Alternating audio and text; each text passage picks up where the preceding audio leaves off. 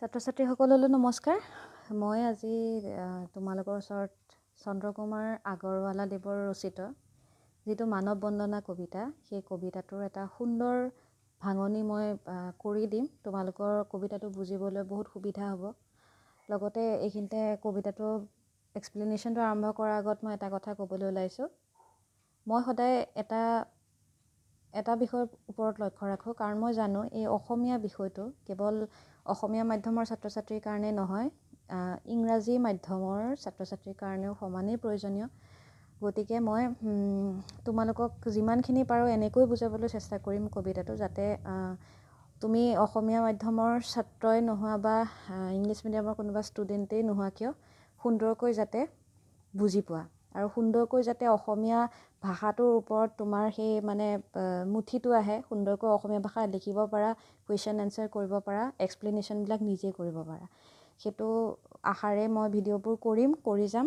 কিবা তোমালোকৰ সুধিব লগা থাকিলে কমেণ্ট বক্সত দিবা, আৰু মই সেইমতে তোমালোকক উত্তৰবোৰো দিম, আৰু কমেণ্টত উত্তৰ দিব নোৱাৰিলে মই ভিডিঅ' আকাৰে তোমালোকলৈ দি দিম। তো ব'লা, বৰ বেছি দেৰি নকৰি পেলাই আমি আজি কবিতাটোলৈ যাওঁ। কবিতাটো হৈছে নৱমমান শ্ৰেণীৰ অসমীয়া পাঠ্যপুথিত থকা যিটো মানৱ বন্দনা কবিতাটো লিখিছে চন্দ্ৰকুমাৰ আগৰৱালাদেৱে। গতিকে পলম নকৰি এতিয়া কবিতাটোৰ মাজলৈ আহিছোঁ। মানৱ বন্দনা। আহিছে মানুহ, গৈছে মানুহ, মানুহ ময়াপী জীৱ। এই কবিতাটোত প্ৰথমতে চন্দ্ৰকুমাৰ আগৰৱালাদেৱে কি কৈছে যে আহিছে মানুহ, গৈছে মানুহ, মানুহ ময়াপী জীৱ। যে মানুহ হৈছে এনে এটা জীৱ যি আহিছে গৈছে, যি জীৱ হয় ন, যি জীৱ হয়, আমি মানুহবোৰ উশাহ নিশাহ লোৱা কি হয়, এটা জীৱ হয়, হয়নে নহয়? আৰু এই মানুহ বোলা জীৱটো কি হৈছে, আহিছে আৰু গৈছে। পৃথিৱীলৈ মানুহ আহিছে, পৃথিৱীত মানুহ জন্ম হৈছে, আৰু এদিন পৃথিৱীৰ পৰা এনেকৈ মানুহৰ মৃত্যুও হৈছে, হয়নে নহয়? কিন্তু ইয়াত কি কৈছে যে মানুহ ময়াপী জীৱ। কবি চন্দ্ৰকুমাৰ আগৰৱালাই কবিতাৰ প্ৰথম শাৰীতে কৈছে যে মানুহ ময়াপী জীৱ। ময়াপী জীৱ মানে কি? মানুহৰ কি আছে? মানুহ মায়াপী জীৱ, হয়নে নহয়? আমি কি অনুভৱ কৰোঁ? আমি যেতিয়া কাৰোবাক ভাল পাওঁ, কাৰোবাৰ প্ৰতি যেতিয়া মৰম থাকে, আমি কি অনুভৱ কৰোঁ? সেইজনৰ প্ৰতি আমি কি এটা মায়া অনুভৱ কৰোঁ, হয়নে নহয়? গতিকে সেই যি আমি মৰম অনুভৱ কৰোঁ, যি আমি মায়া অনুভৱ কৰোঁ কাৰোবাৰ প্ৰতি, সেইবাবে কৈছে যে মানুহ ময়াপী জীৱ। মানুহ তাৰমানে কি? মানুহৰ মাজত মায়া আছে। মায়া আছে কাৰণে আমাৰ কি হয়, আমি ইজনে সিজনৰ প্ৰতি আমাৰ কি থাকে? মৰম থাকে, হয়নে নহয়? ভালপোৱা থাকে। মা দেউতাৰ প্ৰতি ভালপোৱা থাকে, আমাৰ বন্ধুৰ প্ৰতি ভালপোৱা থাকে, সৰু যদি বাচ্ছা এটা দেখিছোঁ তাৰ প্ৰতি আমাৰ ভালপোৱা থাকে। সেয়েহে আমি সকলোবোৰ মানুহ কি হওঁ? আমি মায়াবী হয়, আমি ময়াপী জীৱ। তো আহিছে মানুহ, গৈছে মানুহ, মানুহ ময়াপী জীৱ। মানুহ সুতৰ অন্ত নাইকিয়া, বুলিলে মৰত কিয়? গতিকে এই দ্বিতীয় শাৰীত কবিয়ে কি কৈছে যে মানুহ সুতৰ অন্ত নাইকিয়া।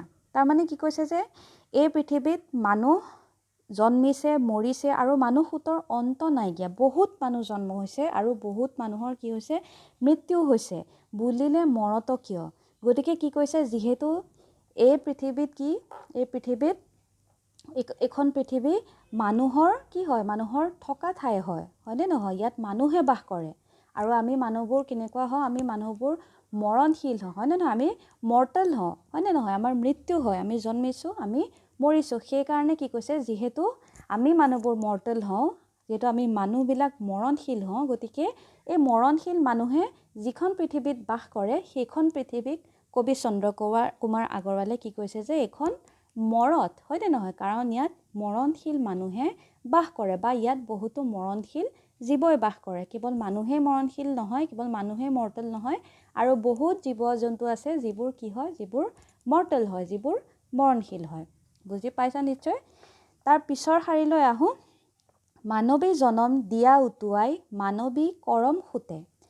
এইটো বৰ এটা সুন্দৰ বাক্য, খুব এটা সুন্দৰ চেণ্টেন্স, এটা বিউটিফুল চেণ্টেন্স কবিয়ে আমাক কৈছে যে মানৱী জনম দিয়া উটুৱাই, মানৱী কৰম সুতে। যে কৈছে যে এই জন্ম আমি যি পাইছোঁ, আমি যে মানুহ হৈ জন্ম হৈছোঁ এই পৃথিৱীত, এই জন্মক কি কৰিব কৈছে? যে উটুৱাই দিবলৈ দিছে। তাৰমানে এই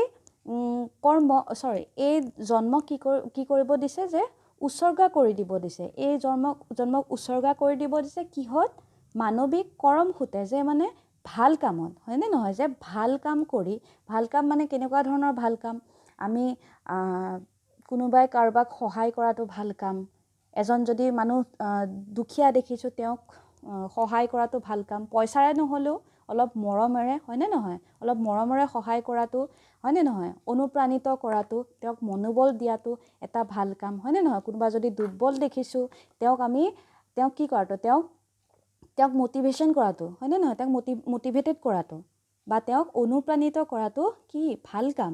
গতিকে কৈছে যে এনে ভাল কাম কৰিয়ে এই জীৱনটো আমি যেন পাৰ কৰি দিওঁ, আমি এজন মানুহে ইজনৰ কাৰণে ভালটো কৰি, ভাল চিন্তা কৰি, আমাৰ লগত থকা প্ৰতিজনৰে, আমাৰ মা দেউতা হওক, আমাৰ ভাই ভণ্টি হওক, সকলোৰে বাবে ভাল চিন্তা কৰি, তেওঁলোকৰ বাবে ভাল কাম কৰি, তেওঁলোকক সেৱা কৰি, আমি যেন নিজৰ জীৱনটো কি কৰোঁ, নিজৰ জীৱনৰ সময়খিনি কি কৰোঁ, পাৰ কৰি দিওঁ। হয়, মানুহৰ মৰম বুজিবা মানুহে ধৰম যে মৰমতে, কি কৈছে যে মানুহৰ মৰম বুজিবা মানুহে, যে যি মৰম ভাল পোৱা, হয়নে নহয়, আমাৰ মনত কি থাকে, আমাৰ এজনৰ সিজনৰ প্ৰতি, আমাৰ পৰিয়ালত মা দেউতা আছে, ভাই ভণ্টি আছে, দাদা আছে, হয়নে নহয়, দাদাৰ প্ৰতি মৰম বা মোৰ বাইদেউৰ প্ৰতি মৰম, মোৰ ভাইটিৰ প্ৰতি মৰম, মোৰ মা দেউতাৰ প্ৰতি মৰম, আমি সকলোৰে প্ৰতি কি অনুভৱ কৰোঁ, মৰমৰ অনুভৱ কৰোঁ।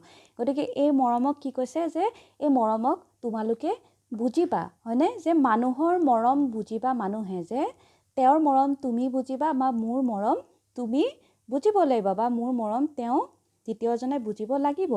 ধৰম যে মৰমতে, যে কি কৈছে, যে ধৰ্ম বেলেগত নাই, ধৰ্ম ক'ত আছে, ধৰ্ম এই মৰমতেই আছে। হয়, ধৰ্ম বেলেগ ক'তো নাই। মানুহেই লগ, মানুহেই সংগ, মানুহেই পৰাৎপৰ, ইয়াত এটা শব্দ দিছে যে পৰাৎপৰ, তোমালোকৰ পাঠ্যপুথিত থকা এই কবিতাৰ যিটো পিছফালে পৃষ্ঠাটো তোমালোকে মিলিলে দেখিবা, বেক চাইডত দেখিবা, পৰাৎপৰ শব্দটোৰ অৰ্থ হৈছে যে শ্ৰেষ্ঠতকৈও শ্ৰেষ্ঠ, পৰম সত্য। গতিকে এই পৰাৎপৰ শব্দটোৰ অৰ্থ হ'ল শ্ৰেষ্ঠতকৈও শ্ৰেষ্ঠ। তাৰমানে কি বুলি ক'ম এতিয়া, শ্ৰেষ্ঠতকৈও শ্ৰেষ্ঠ বুলি ক'লে তোমালোকৰ মনত বাৰু কি ভাব আহে, যিটো মানে পাৰফেক্ট, তাৰমানে যিটো মানে বহুত সুন্দৰ, গম পাইছা, যিটো মানে সঁচা হয়, তাৰমানে যিটোৰ বাদে আৰু একো সঁচা হ'ব নোৱাৰে, সেইটো কৈছে পৰাৎপৰ শব্দৰ অৰ্থ, যে শ্ৰেষ্ঠতকৈও শ্ৰেষ্ঠ। হয়, ইয়াত কি কৈছে, যে মানুহেই লগ, মানুহেই সংগ, মানুহেই পৰাৎপৰ, যে মানুহেই লগ, মানুহে কি হয়, আমাৰ লগ হয়, মানুহেই আমাৰ বন্ধু, বেলেগ কিবা আমাৰ বন্ধু নহয়, বেলেগ কিবাত আমি সংগ বিচাৰি যাব নালাগে, হয়নে নহয়। মানুহেই সংগ, ইয়াত একেটা কথাই কৈছে, যে মানুহেই লগ, মানুহেই সংগ, ইয়াত লগ সংগ এই দুইটা শব্দই প্ৰায় একেটা অৰ্থই বুজায়। গতিকে মানুহেই লগ, মানুহেই সংগ, মানুহেই পৰাৎপৰ, মানুহে কি কৈছে, যে মানুহেই শ্ৰেষ্ঠ, ইয়াতকৈ বেলেগ মানুহতকৈ শ্ৰেষ্ঠ আৰু কোনো নাই। এই যে পৃথিৱী স্বৰ্গটো অধিক মানুহৰ নিজাপি ঘৰ, কি কৈছে, যে এই যে পৃথিৱী স্বৰ্গতকৈ অধিক, তাৰমানে এইখন যিখন পৃথিৱী স্বৰ্গতকৈ অধিক মানুহৰ নিজাপি ঘৰ, যে এইখন স্বৰ্গতকৈও বহুত ওপৰত। স্বৰ্গত আমিতো সকলোৱে জানো ন, আমাৰ সকলোৰে মনত এটা কল্পনা থাকে যে স্বৰ্গখন এনেকুৱা হ'ব, স্বৰ্গখন বহুত সুন্দৰ হ'ব, স্বৰ্গখন বহুত শান্তিময় হ'ব, কিন্তু কবিয়ে কৈছে যে এইখন যিখন পৃথিৱীত আমি বাস কৰোঁ, এইখন পৃথিৱী বোলে স্বৰ্গতকৈও বেছি সুন্দৰ, স্বৰ্গতকৈও বেছি ওপৰত। গতিকে কিমান সুন্দৰ এখন পৃথিৱীত আমি বাস কৰোঁ, হয়নে নহয়, কিমান সুন্দৰ এই পৃথিৱীৰ পৰিৱেশ, আৰু আমি মানুহবোৰ, হয়নে নহয়, যি মানুহে এইখন পৃথিৱীত বাস কৰে, এই পৃথিৱীখন কি কৈছে, যে এইখন স্বৰ্গতকৈও অধিক সুন্দৰ, মানুহৰ নিজাপি ঘৰ। নিজাপি শব্দৰ অৰ্থ হৈছে, তোমালোকে পাঠৰ পিছফালে যিটো আছে শব্দাৰ্থৰ সেইখিনি তোমালোকে দেখিবা, নিজাপি শব্দৰ অৰ্থ হৈছে সম্পূৰ্ণ নিজৰ, তাৰমানে মানুহৰ নিজাপি ঘৰ, এই পৃথিৱীখনেই হৈছে মানুহৰ সম্পূৰ্ণ নিজাপি ঘৰ, সম্পূৰ্ণ নিজৰ ঘৰ। ইয়াতকৈ ডাঙৰ ঘৰ মানুহৰ কাৰণে, ইয়াতকৈ আপোন ঘৰ আৰু মানুহৰ কাৰণে একো নাই, আৰু মানুহৰ বাবে বহুত আপোন। সেই কথাটোকে, এইখিনি কথাকে কবিয়ে এই কবিতাটোৰ যোগেদি আমাক বুজাবলৈ চেষ্টা কৰিছে। নিশ্চয় বুজি পাই আছা এইখিনিলৈকে। কিবা যদি ইয়াৰ মাজত সুধিব লগা থাকে, কিবা যদি খোকোজা থাকে, সেইখিনি তোমালোকে কমেণ্ট বক্সত মোক জনাবা, মই তোমালোকক সুন্দৰকৈ বুজাই দিম, কোনো প্ৰব্লেম পাব নালাগে, মই ধুনীয়াকৈ গোটেইখিনি এক্সপ্লেইন কৰি দিম। তো পিছৰ বাক্যলৈ আহোঁ। মানুহেই দেৱ, মানুহেই সেৱ, মানুহ বিনে নাই কেৱ, কি কৈছে, যে মানুহেই দেৱ, মানুহেই সেৱ, যে মানুহেই দেৱ, দেৱ মানে দেৱতা, হয়নে নহয়, যে মানুহেই দেৱতা, মানুহতকৈ বেলেগ কাৰোবাক আমি ভগৱানক বা আমি দেৱতাক তাৰমানে স্বৰ্গত আছে বুলি ভাবিব নালাগে। ভগৱানক আমি মন্দিৰত বিচাৰি যাব নালাগে। মানুহৰ মাজতেই ভগৱান সোমাই আছে। তাৰমানে কি কৈছে যে আমি মানুহকে সেৱা কৰিব লাগে। আমি সেৱা কৰিবলৈ মন্দিৰলৈ যাব নালাগে। আমি যদি মা দেউতাক সেৱা কৰোঁ, আমি যদি জ্যেষ্ঠজনক সেৱা কৰোঁ, আমি যদি দুৰ্বল এজনক অলপমান মৰম সঁহাৰি দি সেৱা কৰোঁ বা অসুখীয়া এজন মানুহক যদি অলপমান সেৱা কৰোঁ, সেইটোৱে কি বুলি কৈছে, সেয়াই সেৱা। আৰু সেই মানুহেই হৈছে দেৱতা। আমি দেৱতাক বা আমি ভগৱানক বেলেগত বিচাৰি কেতিয়াও যাব নালাগে। মন্দিৰত বিচাৰি যোৱাৰ আমাৰ সিমানখিনি প্ৰয়োজন নাই। মানুহেই সেৱ, মানুহ বিনে নাই কি, মানুহেই সেৱা। ইয়াত কি কৈছে যে মানুহেই সেৱা, বেলেগ সেৱা নহয়, যে মানৱ সেৱাই আচল ধৰ্ম। এই ধৰ্মৰ বাহিৰে বেলেগ একো নাই। মানুহেই দেৱ, মানুহেই সেৱ, মানুহ বিনে নাই কেৱ। কি কৈছে যে মানুহেই দেৱতা, মানুহকেই সেৱা কৰা, আৰু মানুহ বিনে নাই কেৱ। কি কৈছে যে মানুহ বিনে আৰু একোৱেই নাই। কৰা পূজা পাদ্য অৰ্ঘ্য লৈ। যে কি কৈছে যে মানুহক পূজা কৰা, মানুহক সেৱা কৰা, নিজৰ মানৱ ধৰ্ম পালন কৰা। কৰা পূজা পাদ্য অৰ্ঘ্য লৈ। ইয়াত পাদ্য অৰ্ঘ্য শব্দৰ অৰ্থ দিয়া আছে। পাদ্য মানে হৈছে ভৰি ধুবলৈ দিয়া পানী, আৰু অৰ্ঘ্য মানে হৈছে পূজাৰ উপকৰণ। গতিকে ইয়াত কি কৈছে, কৰা পূজা পাদ্য অৰ্ঘ্য লৈ।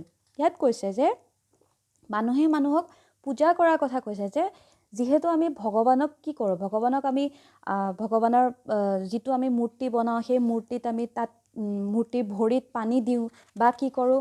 ইয়াৰ বাহিৰেও যিকোনো পূজা পাতলৰ সামগ্ৰী লৈ পেলাই আমি ভগৱানক পূজা কৰোঁ, হয়নে নহয়? ধূপ ধূনা জ্বলাই আৰতি কৰি সেইবোৰ কৰি আমি কি কৰোঁ, আমি ভগৱানক পূজা কৰোঁ। কিন্তু কবিয়ে কৈছে যে আমি ভগৱানক পূজা যদি সঁচাকৈ কৰিব বিচাৰোঁ, ভগৱানৰ প্ৰতি যদি আমাৰ সঁচাকৈ ভক্তি আছে, তেতিয়াহ'লে সেই ভগৱানক আমি ক'ত বিচাৰি পাম? আমি মানুহৰ মাজতেই বিচাৰি পাম।